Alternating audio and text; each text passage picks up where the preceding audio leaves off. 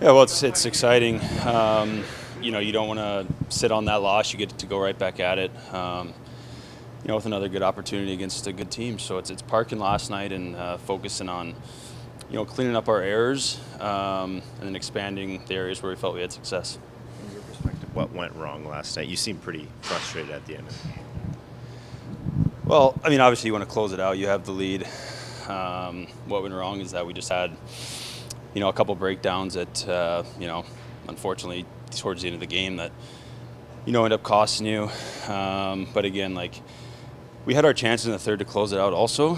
So if we can bear down a little bit on those opportunities. The frustrating part is just the loss, right? That stacks up on you. But again, it's a great opportunity that we have. You don't have to sit on that game. You don't have to sit on that loss. You get to come right back at it 24 hours later.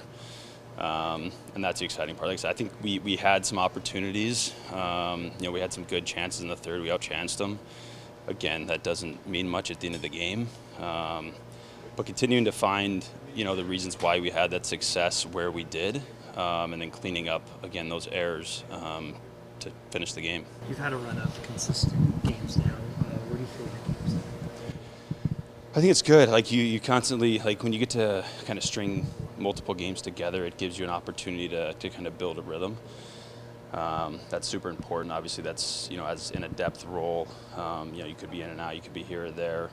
But when you get the opportunity to kind of, grow your game and have some consistent play, that obviously helps. So I feel good about where my game's at. Again, I can continue, like all of us, to try to expand and push the standard, meet the standard, and then extend the standard, higher with success. So that's my approach, is trying to stay, steady in our approach and our process. Not focus so much on the outcome, but the process that will lead to the outcome. What's it like going up against Crosby? It's fun. Obviously growing up, he's played for so long. So even for a guy like me, when I was coming up, he was playing. And obviously his track record speaks for itself over and over again. So it's exciting. I was lucky. I think it was my third game in the NHL we played here, so dating back to then to play against them. But it's an exciting challenge. You want to meet that head on, and certainly that's our approach. So at that point, what can you imagine this is like Brees and Cowan, Ovechkin one night, Crosby the next, as a young kid? Yeah, well, he's pretty level-headed. He's pretty steady with himself and his game. Certainly a high-confidence kid, but that's got to be cool. It always is. You sometimes try to underplay it, but it's cool. It's a cool part of what we get to do. And he may be in shoes where people are looking at him one day across the ice. So it's exciting. It's just part of the the growth pattern, the growth process in your game from a young player to an older player. But certainly when you kind of take a step back and you look at kind of what the reality is, these are some really cool things that get to happen. But once the game starts, it's all focus on competing and completing a job. Do you remember anything in particular about that first game against Crosby?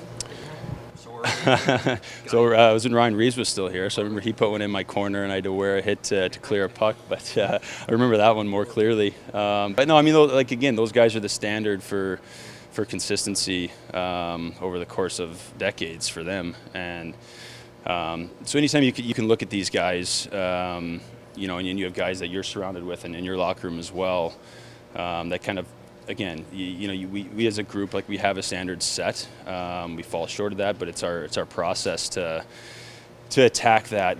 Perfection's almost impossible to reach, but the pursuit of perfection can happen every day. And so that's kind of things you pick up from other guys you're around, and certainly what you try to bring yourself.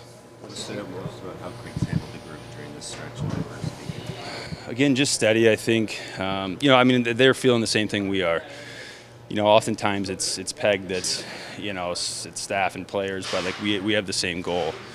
The staff, they put a game plan for us, and it's our job to execute it. So certainly they feel the frustration as much as we do. In a lot of ways, they probably, probably take it even harder because they can't be out there. It's similar when you're watching a game and you can't contribute on the ice.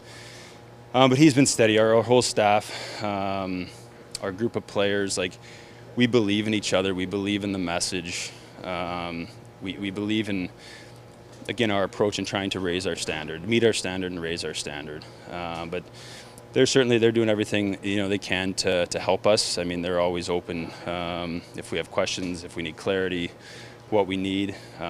Which again, as we keep moving forward to try to find a win and string wins together, and the rest of that starts to settle in. But that's the hardest part, is finding it.